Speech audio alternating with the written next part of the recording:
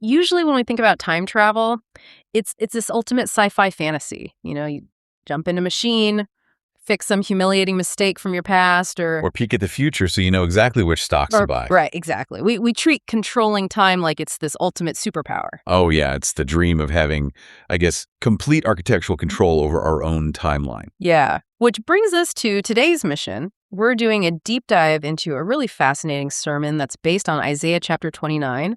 And we're going to explore how this ancient text kind of diagnoses our modern anxiety, our obsession with controlling time, and how it radically redefines a pretty misunderstood word to offer a cure. Right, so the sermon actually diagnoses humanity with what it calls a temporal disease. Temporal disease. Yeah, the core problem is our inability to just exist in the present moment. Yeah. Instead, we're constantly, agonizing over yesterday or trying to perfectly engineer tomorrow. Right. We're essentially trying to sit on the throne of history as if we were God. Wow, which, that is basically the clinical definition of modern anxiety. We don't just plan for tomorrow. We mentally live in these worst-case eventualities that haven't even happened yet. Exactly. Which, makes us miss the actual reality sitting right in front of us. Yeah, and you see this pattern constantly in the source material. Like, think about Adam and Eve in the garden. Okay. They weren't just hungry. They reached for that fruit specifically to grasp a knowledge of good and evil that was, it was beyond their present reality. They wanted to manage their own universe. Oh, I see. Or look at King David taking a census to count his armies. Well, wait, a military census makes sense on paper, right? If you're a king preparing for a war. It does, but in this context, the sermon points out it's an anxiety reflex. Oh. He's trying to mathematically guarantee his safety tomorrow rather than just, trusting the process today. He's agonizing over eventualities. Right. And you see it with the Pharisees, too, in the New Testament, hypocritically teaming up with the Romans to politically engineer their desired future. It's this exhausting cycle of trying to usurp control of time. Okay, so if our anxiety comes from desperately trying to wrestle control of the timeline, how do we actually let go? Because you mentioned a cure earlier, but it uses a word with some pretty terrible PR. It does. Meekness. Wait, hold on. You're saying the cure is being meek? Because in modern terms, being meek just means you're a pushover. Yeah. Like if this text is talking about a powerful, conquering God, milquetoast doesn't exactly fit. Right. You have to throw that modern definition completely out the window. The sermon addresses that exact tension with a really striking image. Okay. Scripture actually ascribes this word meekness to a warrior covered in the blood and gore of his enemies. Whoa. Okay.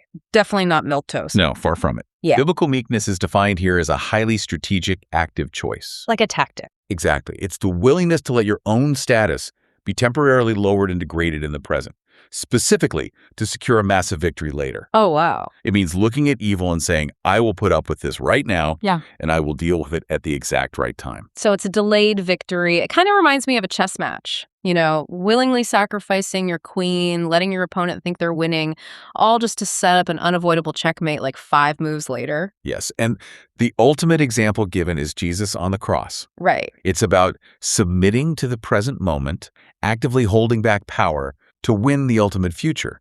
Because humans can't cure their own temporal disease, the text argues the Messiah steps into the present moment and does it for them. So what does this mean for, you and me right now? If the tragic past is redeemed and the eternal future is locked in, how does that actually change a Tuesday morning commute? Well, the sermon uses a great sports analogy here. Think of it like this. For a believer, your daily life is just taking free shots on goal. Free shots. Yeah, because that act of obedience secures the eternal future.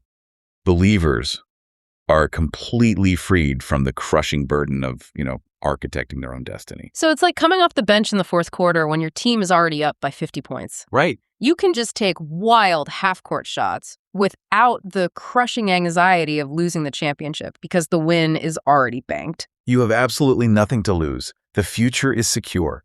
So you can engage in your daily vocations, even the painful ones, without the anxiety of ultimate failure. That's huge. It completely reframes everything. Even suffering and death are no longer defeats. Wow. They're just temporary moments of humility, Oh. like a deep breath before a guaranteed, perfectly timed victory. It's like realizing you don't need that time machine after all because the timeline is already fixed. You just get to be present. Exactly. We've gone from this exhausting desire to control every single variable of our lives to this incredibly freeing concept of delayed victory. It completely reorients how we view our struggles.